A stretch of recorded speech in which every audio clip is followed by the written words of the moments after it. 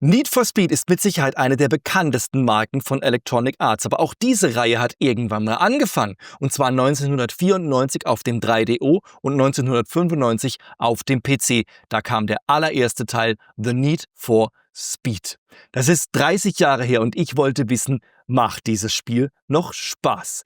Das schauen wir uns zusammen an.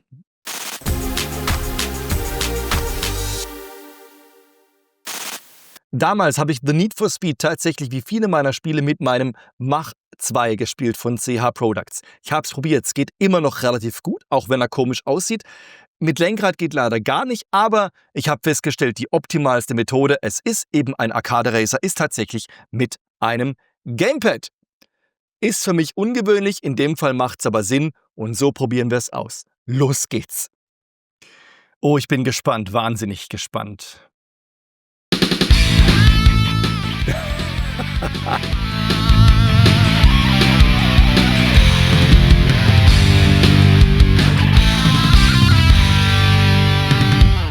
Boah, ich erinnere mich, das war damals der Hammer. Mann, ich war 15 und dann dieses Spiel mit diesen, naja, genau, es läuft immer im Kreis.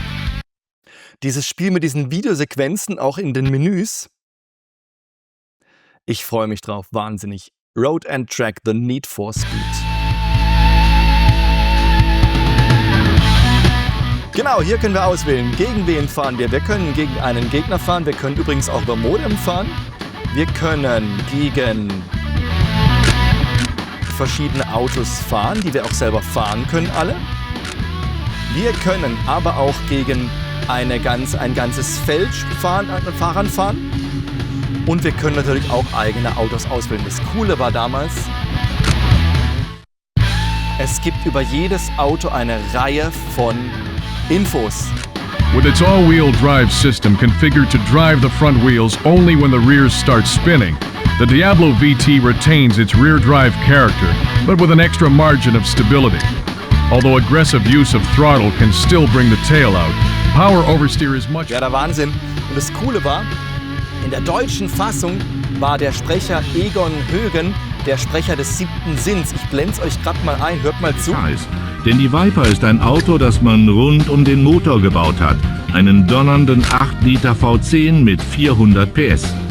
Ja, der Wahnsinn, oder? Das war bei der Dodge Viper. Und das Coole war ja, und das war damals für mich der Oberhammer, jedes Auto hatte hier die ganzen Infos und ein Video. Und schaut euch das an. Das war ein 15 Jahre Traum.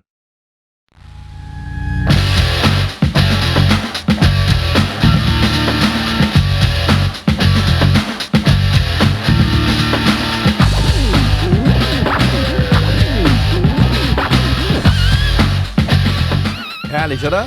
Der Wahnsinn.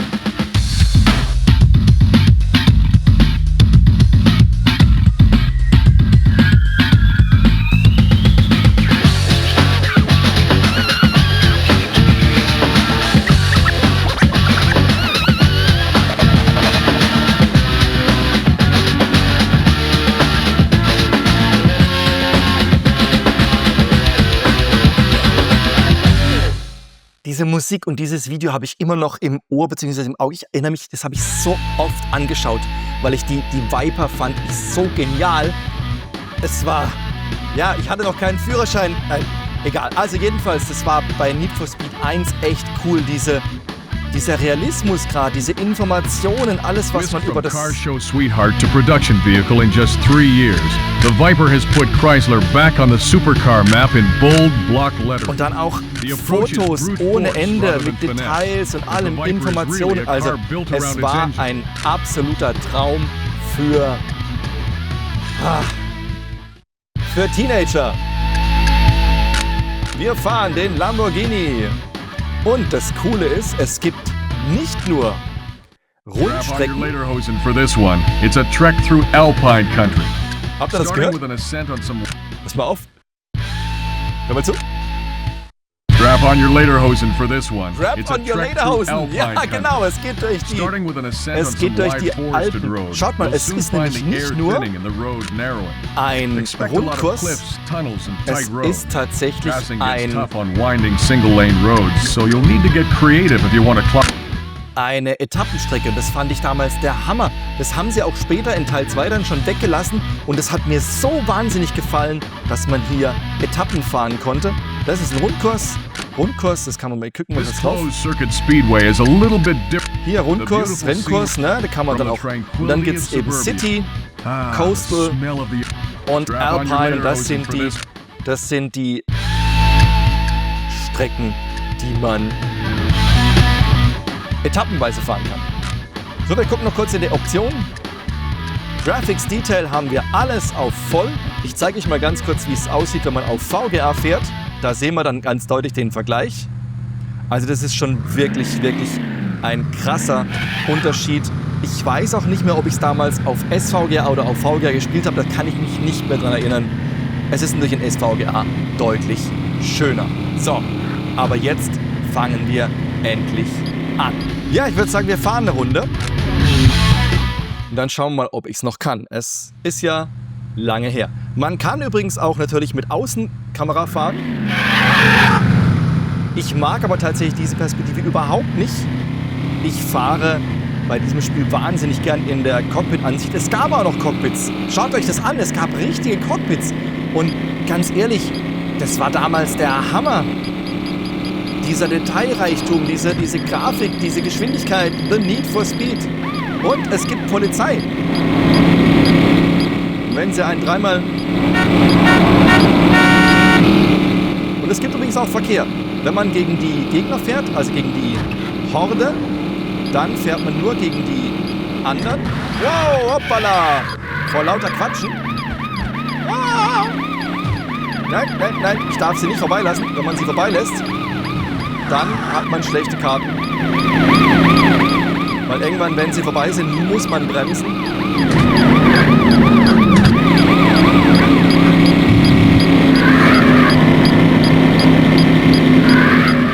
Ja, was wollte ich sagen? Genau, wenn man die Gegner-Horde auswählt, dann hat man keinen Straßenverkehr. Wenn man aber eben, so wie ich jetzt ganz normal gegen einen Gegner fährt, dann hat man eben auch ganz normalen Straßenverkehr. Aber schaut euch das an. Diese Berglandschaft, diese Böschungen, diese Bäume. Und die haben das ja relativ clever gemacht. Es gibt ja hinten so eine Skybox. Und die nutzen sie auch immer wieder, um grafische Details einfach zu faken. Ne? Dann hat man hinten den Wald. Berge. Ja, jedes Mal diese Kurve, an die erinnere ich mich noch. Die war vor 30 Jahren, bin ich da schon gegen die Böschung gehämmert. Oh oh, blöde Idee.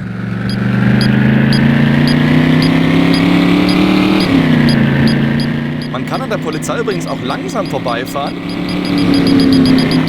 Dann ignorieren sie einen. Da sind sie.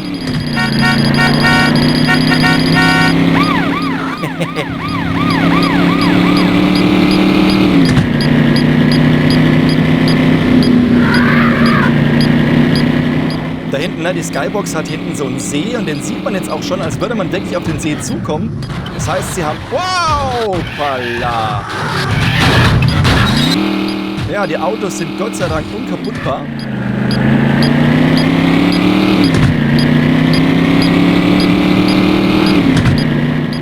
Gegner überholt, das ist nicht so schlimm, aber die Polizei hängt mir im Nacken. Ah, die haben aufgegeben, okay, schön. Da kommt ein Zug, eine Bahnstrecke. Man sieht, das Objekt ist noch nicht animiert, also die Randobjekte sind alle noch nicht bewegt. Es ist alles noch statisch.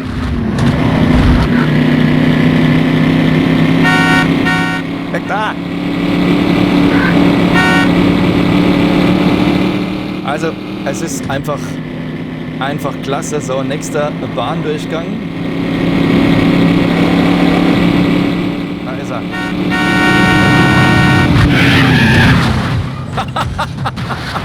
Ja, sehr schön. Segment 1. So, weiter geht's. Man kann auch ein Replay anschauen. Das ist ganz cool. Highlight Reel. Also das ist schon genial, was es da alles gibt. Schon damals gab. Ne? Also Hier kann man dann wirklich ein Replay anschauen, Highlight Reel anschauen. Also das ist schon richtig klasse. Aber wir fahren weiter, wir wollen ja jetzt hier nicht Replay anschauen, wir wollen fahren. Nächste Etappe, es geht Richtung See.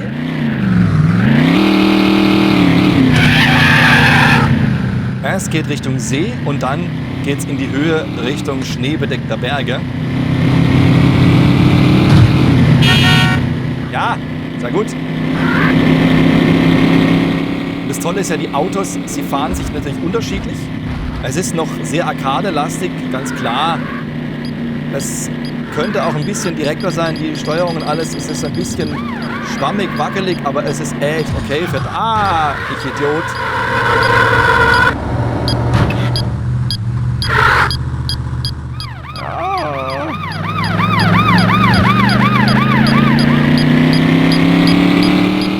Glück gehabt. Ja, die Autos fahren sich unterschiedlich. Bei der Viper hat man dann wirklich diesen Heckantrieb auch spürbar. Ihr geht doch mal weg hier.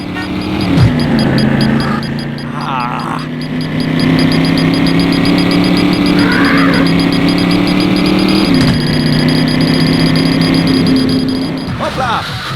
Oh. Ich bin das lang nicht mehr gefahren. Die Polizei macht gar nichts. Oh, jetzt sind sie weg. Wie schön. Ist schon sensationell. Also man muss sich wirklich dran gewöhnen. Es geht mit dem Gamepad extrem gut. Aber es ist kein sehr eingängiges Fahrverhalten. Es ist bei den aktuellen Titeln mit Sicherheit angenehmer.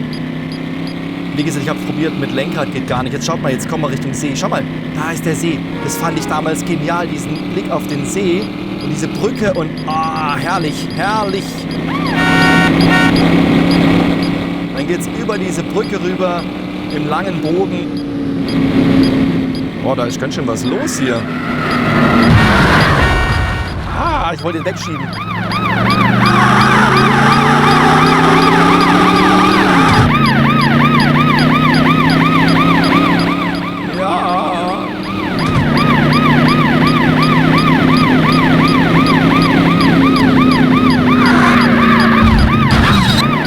Verdammt! Ja, das war's. Speeding-Ticket. Ja, zweimal darf man sich erwischen lassen, beim dritten Mal kassieren sie einen dann ein.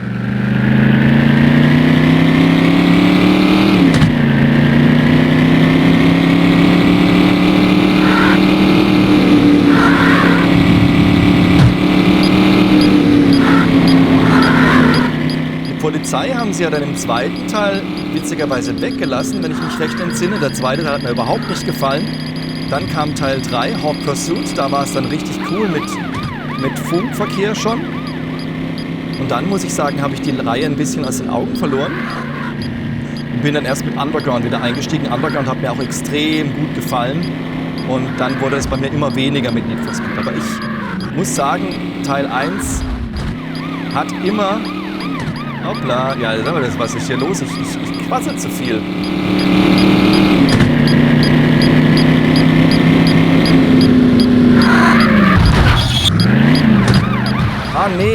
Nee. Oh, das gibt's doch gar nicht. Ja, ist ja gut. Oh. Was war das? Okay, jetzt hat sich mein Spiel verabschiedet. Eigentlich dachte ich, wir kriegen ein Ticket. Okay, das war...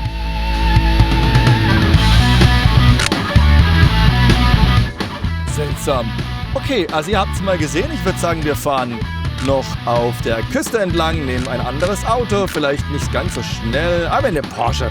Porsche 911er Carrera. Schaut euch den auch nochmal an hier im Video, den Porsche.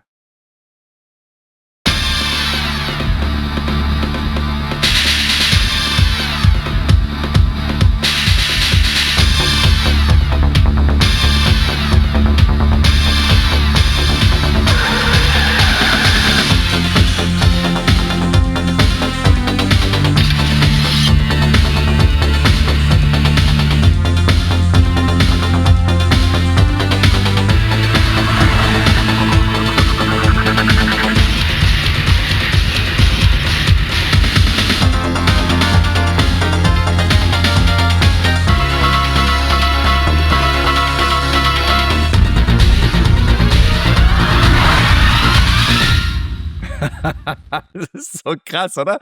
Ganz ehrlich, Freunde, das ist so cool. Diese Videos, ich weiß, aus heutiger Sicht ist das alles übertrieben, aber hier auch die History bei Porsche, ganz ehrlich, oh, wie As Britain schön. and Porsche was commissioned to design the Volkswagen Beetle well before World War II, it's not surprising that the original Porsche 911 showed aspects of its Ah, design. ist einfach klasse. Wir können das jetzt nicht alles anhören, natürlich, das würde zu lang dauern. Das müsst ihr einfach selber mal machen. Aber ich fand es damals klasse und ich finde es immer noch klasse. Die Aufmachung von Need for Speed 1 war einfach einzigartig. Also so gab es, glaube ich, in der Reihe nie wieder. Nicht in dieser Intensität. So, wir fahren nicht gegen den Mazda, wir nehmen mal den Acura, Toyota, ist egal, Toyota, Porsche gegen Porsche, Chevrolet Corvette, ja, komm. So, Drive, Head to Head, los geht's, Küste entlang.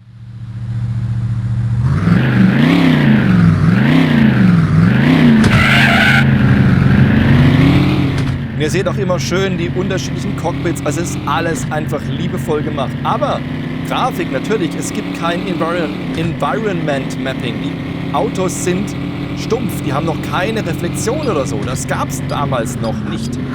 Wir waren noch in der Zeit vor den 3D-Grafikkarten, ne? Das müsst ihr euch immer überlegen.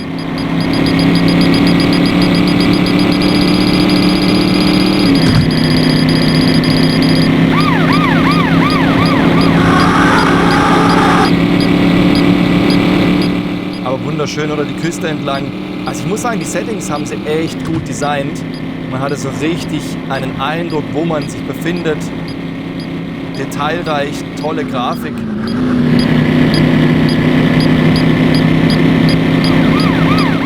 Oh, die holen mich ein. Ja, gibt's das?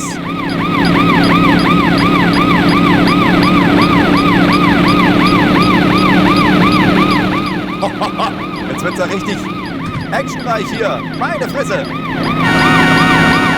Ah, verdammt. Boah, Leute. Ist gar nicht so einfach wie früher.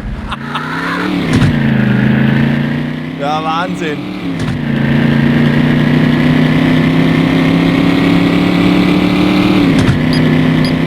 Oh, schon wieder Polizei. Das ist ganz schön.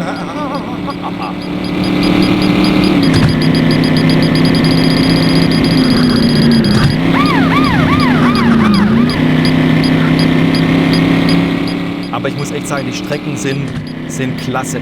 Ich mag diese Etappenkurse viel, viel mehr als dieses Rundkursgegurke, was es dann später gab. Hoppla.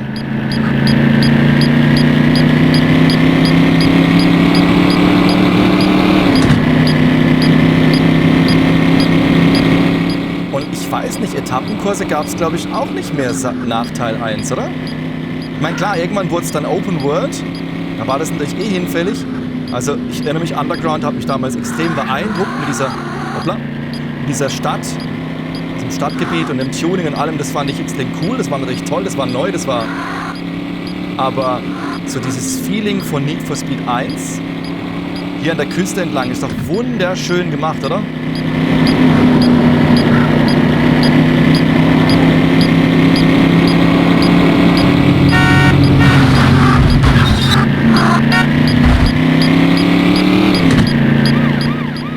Ja.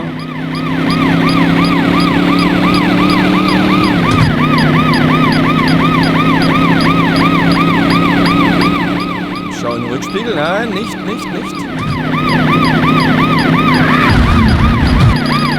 Nein, verdammt nochmal. Verdammt. Komm, Checkpoint. Jawohl. Das hat gerade noch geklappt.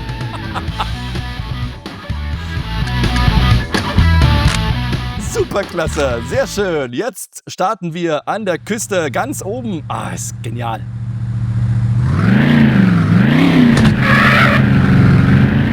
So, erster Gang rein. Oder man hat richtig das Gefühl, man fährt oben auf einer hohen Steilklippe entlang mit dieser Straße. Ah, es ist schon klasse. Es ist klasse, es ist immer noch klasse. Also, wenn ihr mal die Anfänge von Need for Speed erleben wollt, dies lohnt sich immer noch total. Ihr müsst ein bisschen auf Suche gehen, um die Dateien zu finden, aber man findet tatsächlich noch die Spieldateien oder man hat eben noch irgendwo eine CD rumliegen, dann geht das immer noch. Und dann DOS-Box anwerfen und los geht's.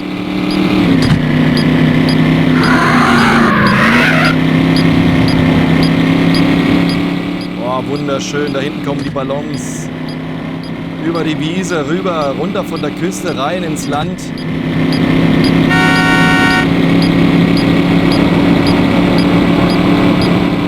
Ah, es ist herrlich.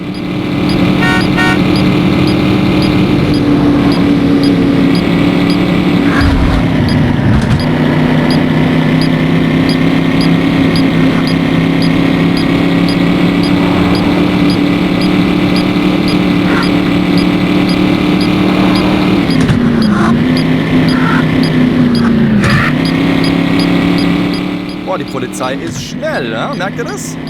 Die sind nur noch dran. Also, einfach ist es nicht.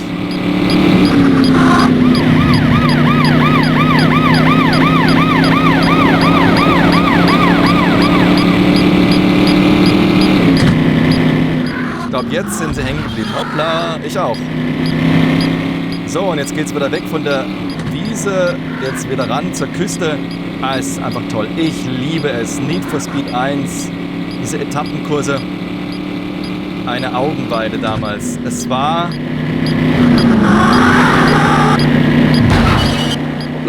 nahezu fotorealistisch. So stand es auch in den Testberichten. Fotorealistische Grafik. Kann man sich heute nicht mehr vorstellen. Wirklich nicht, aber damals war es so.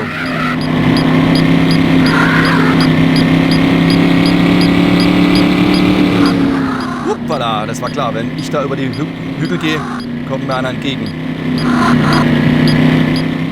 Ah, das war klar.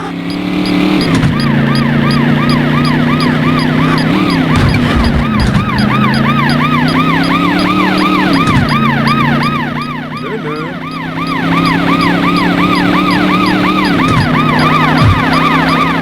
Ah, sogar mit Echo. Cool.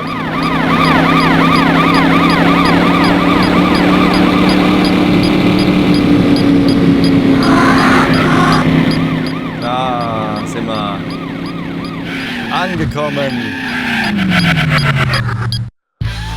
Ganz schön heißer Ritt, meine Güte, die sind echt auf Zack, die Jungs.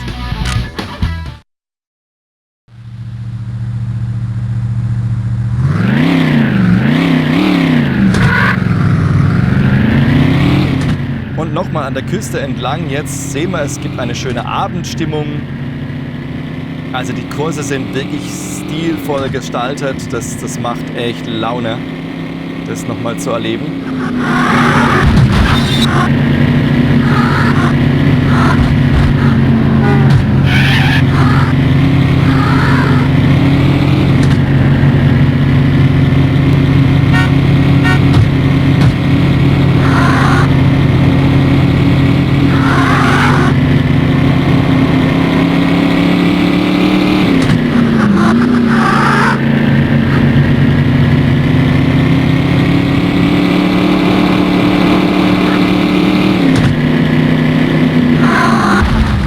Hoppla.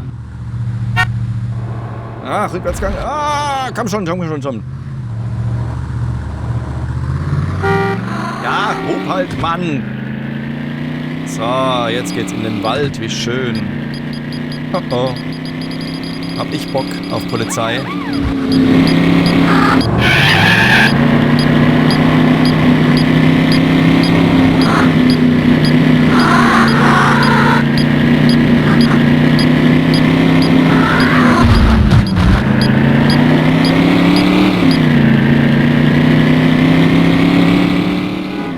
Ich habe sie abgehängt. Und jetzt wieder raus zur Küste. Ach, herrlich. Ich kann mich gar nicht satt sehen. Doch, also ich weiß noch genau, warum mich dieses Spiel damals so fasziniert hat. Also das ist nicht nur Nostalgie, sondern ich weiß wirklich, warum es mich damals so fasziniert hat, dieses Spiel. Und ich so Bock drauf hatte und das immer wieder... Ah. Ah, toll. Ja. Naja, haben es ja gleich geschafft. Ja, wo war ich? Ich sollte weniger reden. Das mit dem Fahren reden, das geht gar nicht. Ja, ich weiß noch, warum mich dieses Spiel damals so fasziniert hat. Was mich so mitgenommen hat. Diese, wie soll ich sagen, Ernsthaftigkeit auch von diesem Spiel. Es hatte einfach Freude an der Geschwindigkeit, an den Autos, an der Präsentation, an der Grafik, am Fahren. Das ist einfach irgendwie einzigartig in der Reihe, muss ich sagen. Und da hat's begonnen, ne? Das war Need for Speed 1. 1995.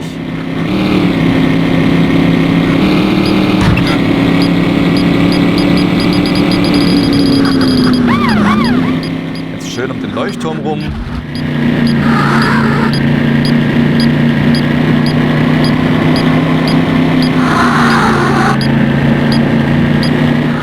Klasse. Also die Strecken wirklich klasse.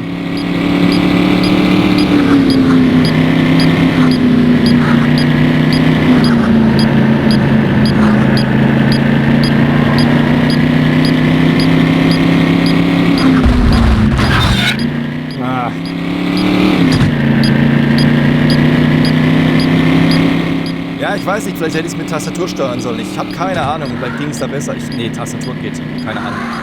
Ging damals wahrscheinlich, aber da die Freiheitsstatue am Strand. Ja, sehr schön. Sehr, sehr schön.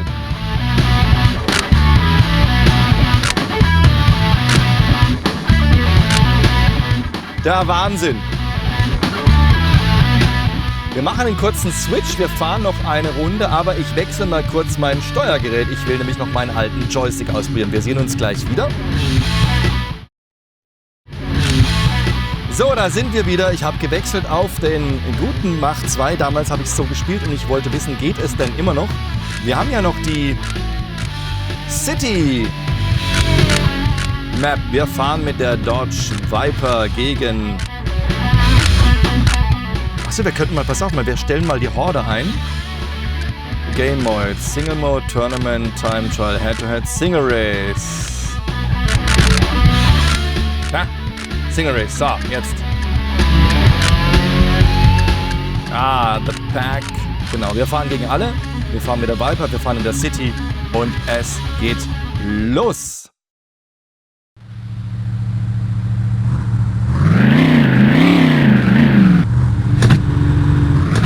Hoppla, erster Gang, nicht rückwärts.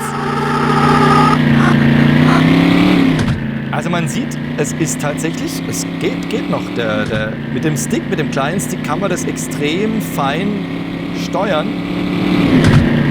Aber es bleibt ein bisschen wie ein Ritt auf der Rasierklinge.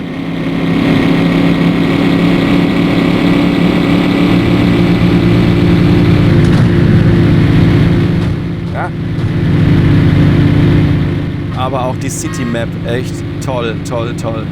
Mit Straßenschildern, die man sogar lesen kann. Also der grafische Detailreichtum war schon irre. Also wirklich irre.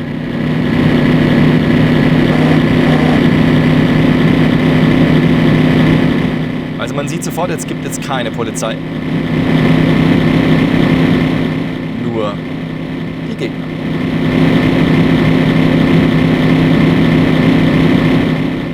Gegen einen Lamborghini haben wir natürlich keine Chance im Topspeed.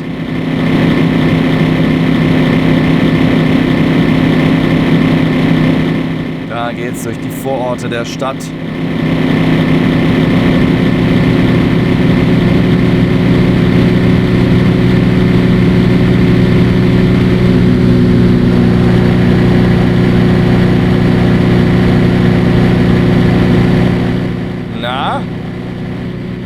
Wir sind flott unterwegs, die Jungs.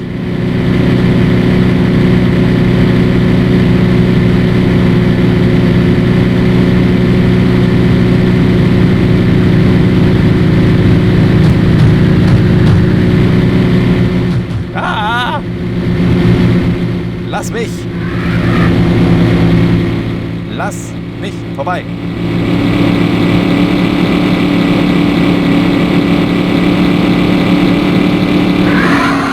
Oh, Kurve, Kurve, Kurve. Ja, ich bin die Strecken ewig nicht mehr gefahren. Kurven kenne ich natürlich keine mehr. Wenn man dann Streckenkenntnisse hatte und auch das Auto kannte, dann konnte man natürlich problemlos auch mal mit Schaltung fahren. Ne? Das war dann war es auch nochmal etwas spaßiger.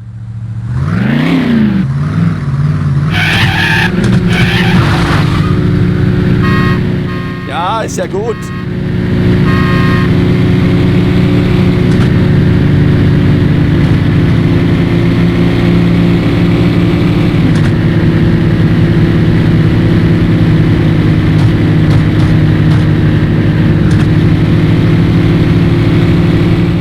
Also ihr seht, der Detailreichtum der Autos steht auf High, aber das ist natürlich nichts im Vergleich zu heute. Aber wie gesagt, das war vor 30 Jahren. Wahnsinn. Das ist einfach der Wahnsinn.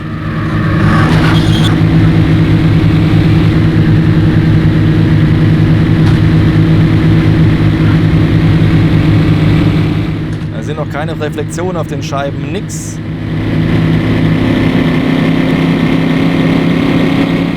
Aber Cockpit-Modus, das fand ich cool, das fand ich richtig cool. Fahre ich tatsächlich immer noch am liebsten.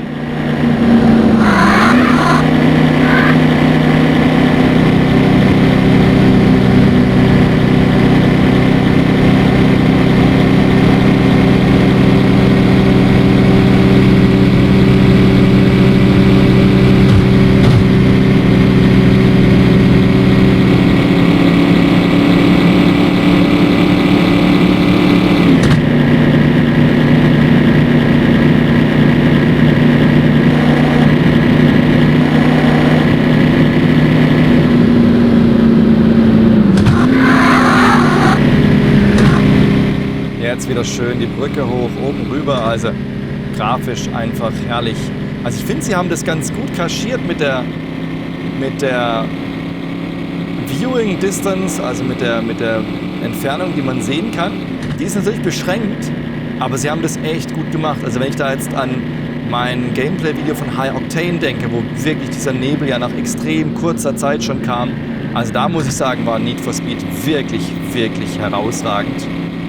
Was das angeht, also klasse, klasse, klasse. Und Checkpoint!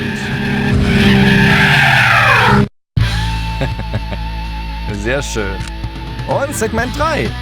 Ja, das läuft doch, läuft doch, läuft doch.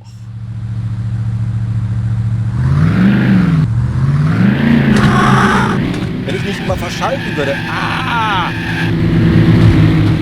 Ich lege jedes Mal den Rückwärtsgang ein, ich Vollpfosten. Ah, ja, hör auf mich zu schieben. Hör. Er schiebt mich da an. So, und jetzt sind wir nicht mehr in den Vororten, jetzt sind wir mitten in der Stadt. Auf dem Highway, Freeway, mitten durch die City.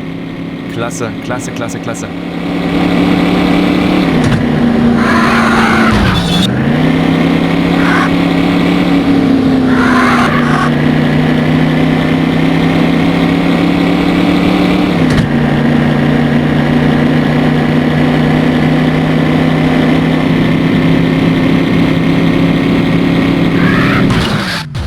Was war das?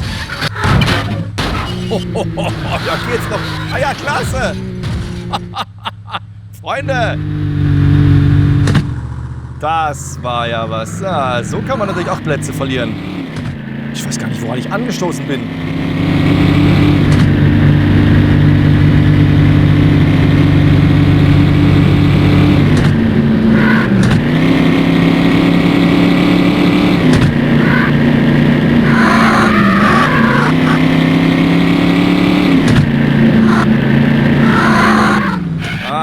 So richtig. Ja, es ist weder mit Gamepad noch mit dem alten Joystick so richtig cool, aber es ist wahrscheinlich auch einfach eine Frage der Gewohnheit. Ich bin es einfach ewig nicht mehr gefahren. Ich erinnere mich, dass ich damals deutlich besser war. Natürlich, da hatte man einfach das Fahrgefühl dann auch drin, wusstet, wo sind die Kurven, wie schnell kann man sein und so. Das muss man sich natürlich alles erarbeiten. Jetzt schaut euch das an, schaut euch das an. Die Strecke voraus sieht also echt klasse.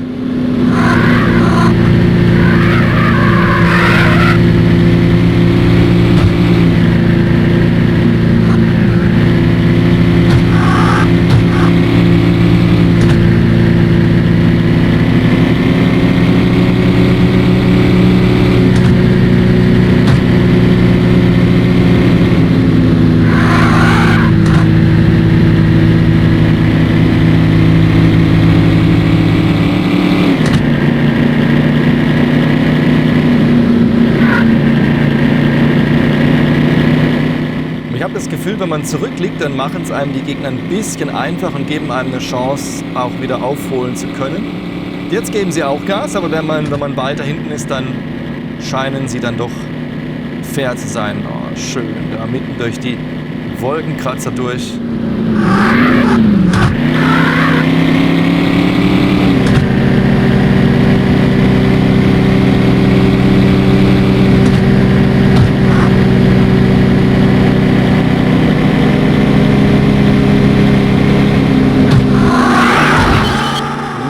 Anschieben.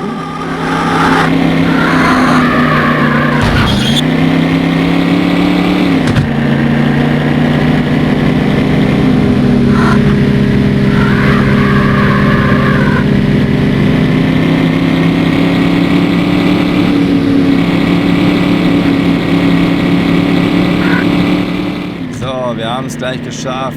Da ist das Ziel. Jawohl! Sehr schön! So muss das sein.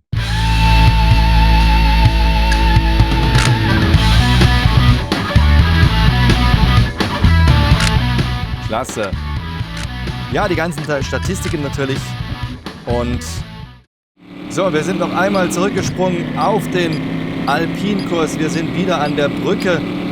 Ich will diesmal versuchen, nicht ganz so abzulosen.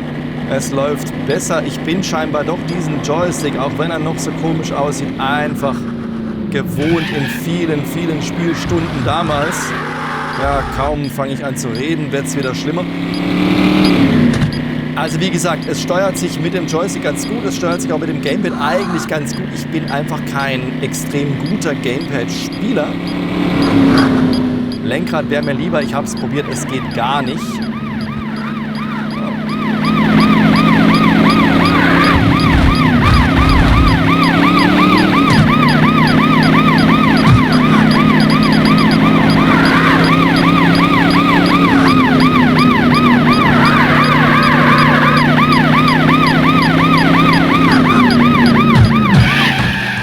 Jetzt hat er mich angeschoben, der Säckel. Sag mal, hat es jetzt rausgehauen? Ja, ich fahr ja weg. Jetzt hat die Polizei selber einen Unfall gebaut. Oder sie haben meinen Gegner verhaftet. Weiß ich nicht. Könnte auch sein. Ja, jedenfalls, jetzt kommen wir nämlich nach der Brücke. Kommen wir langsam in den Bereich, wo es gleich winterlich wird. Ich finde das so cool. Pass auf, jetzt müsst ihr mal auf die Seitentexturen achten, an der Seite. Wenn es dann plötzlich nämlich schneeig wird, die ersten Schneeflecken dazukommen, man wirklich das Gefühl hat, jetzt geht's Richtung Gebirge. Es hat auch ganz ordentliche Kurven.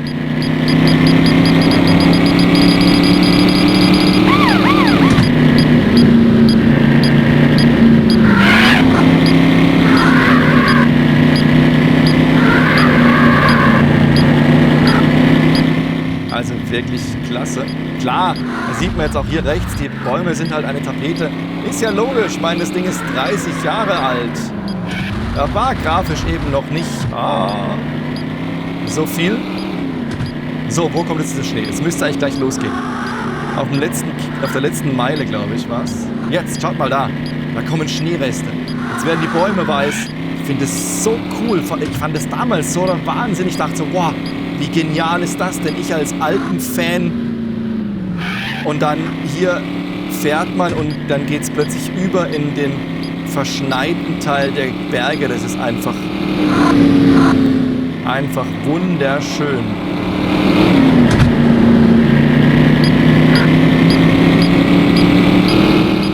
Wuppala. Und da sind wir.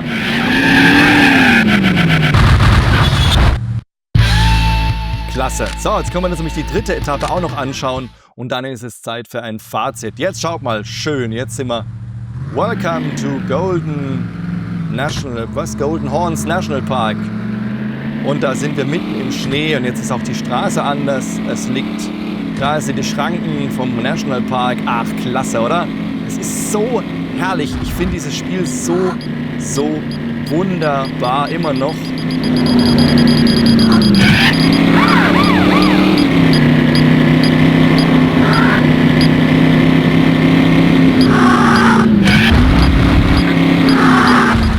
Aber jetzt wird's rutschig, merke ich gerade. Ja, ich weiß.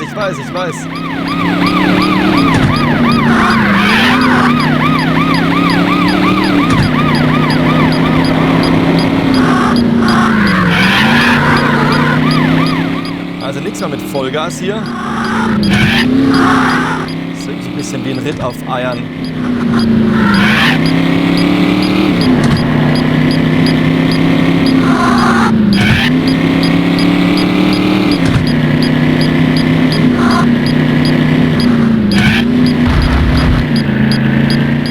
Ja, wenn er dann plötzlich übersteuert, dann zieht er in den Rasen.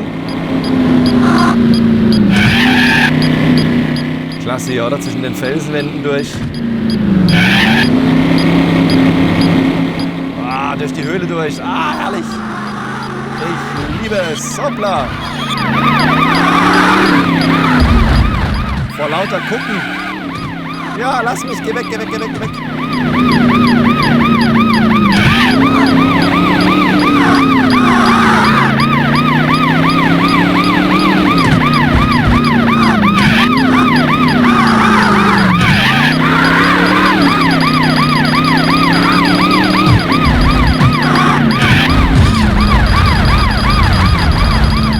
Das war's wohl. Verdammt. Ja, jetzt haben sie mich doch.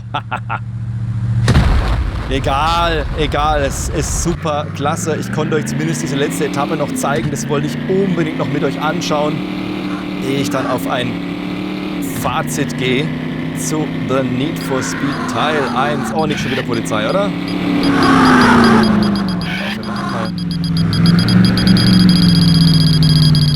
Fahren wir ganz langsam ihnen vorbei. Ob das funktioniert. Tadam.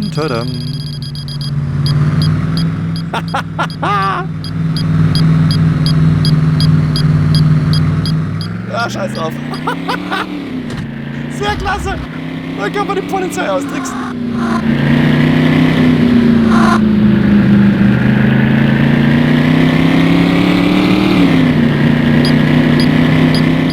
Ja, das hat sich ja gelohnt.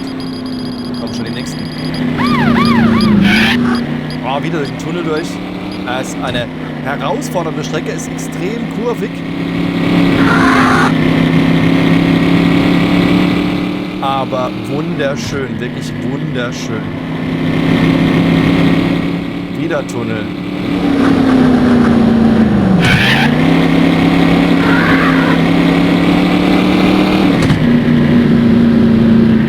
Also man hat wirklich das Gefühl, man fährt mitten in den Bergen. Rechts geht's hoch, links geht's runter. Das haben sie mit dieser beschränkten Grafik wirklich, also mit den beschränkten Grafikmöglichkeiten wirklich exzellent dargestellt. Ja, ich bin begeistert. Hoppala! Okay, Entschuldigung. Einmal Ferrari demoliert. Also ich würde euch raten, leiht mir nie euer Auto.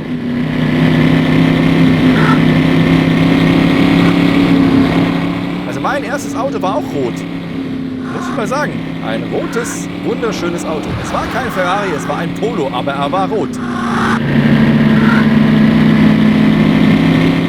Er war auch nicht ganz so schnell, aber er war rot.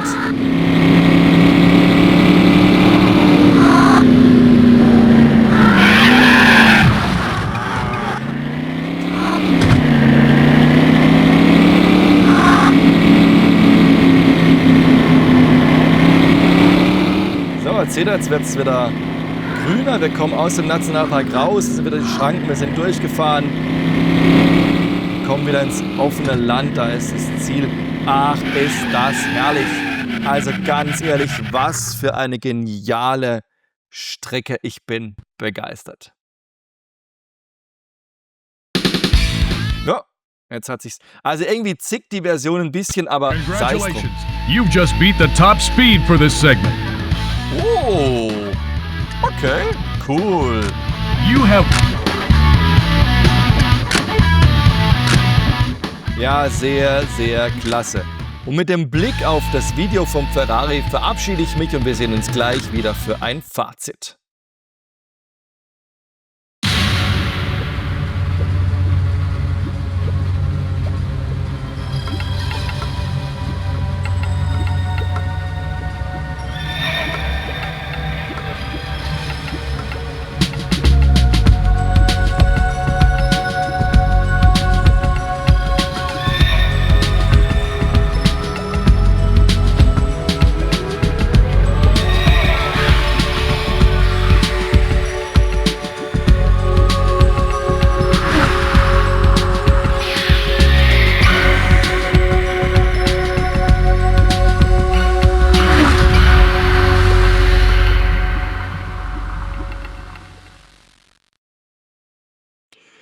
Man muss bei so alten Spielen ja immer ein bisschen drauf achten, was ist eigener Nostalgiefaktor und was ist wirklich echtes Spiel, echte Spielequalität, was macht noch Spaß, wenn man es ohne Nostalgiebrille anschaut und was macht einfach keinen Spaß mehr. Ich habe jetzt schon einige Videos gemacht und manchmal ist es wirklich so, dass ich merke, machen einfach keinen Spaß mehr die alten Spiele.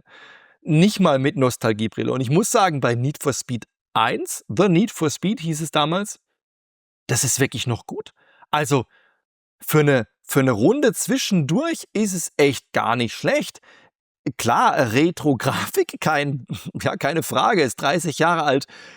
Bisschen auch Retro-Steuerung, ich muss sagen, die ist nicht ganz so optimal. Die war aber auch damals schon nicht so optimal. Also es wurde auch so bewertet, dass die Steuerung besser hätte sein können.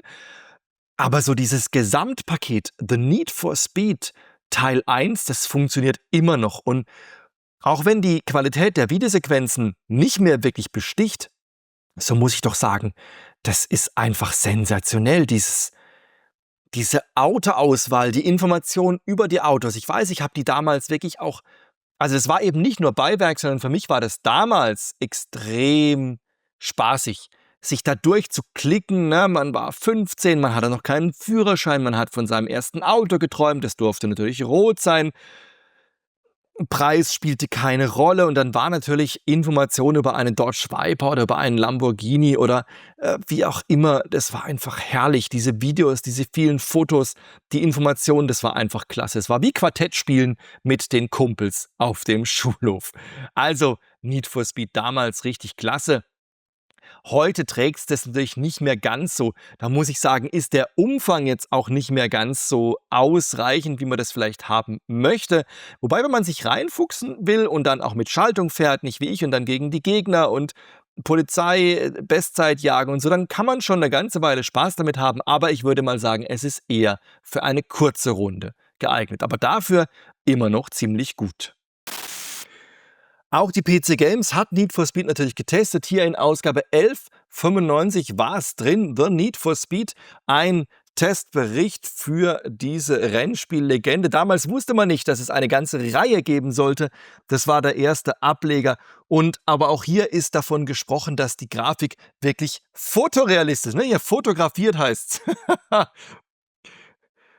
Bei maximaler Fenstergröße, hoher Bildqualität und voller Detailstufe erreicht die Grafik beinahe Fotoniveau. Die Nummernschilder vorausfahrender Fahrzeuge sind ebenso zu erkennen wie die Reklameschilder der an der Strecke liegenden Hotels. Also das war natürlich für damalige Verhältnisse wirklich sensationell. 640 x 480 SVGA-Grafik mit diesem Detailreichtum, das hatte man bis dato selten gesehen. Und da war natürlich Fotorealismus als Begriff sofort im Spiel.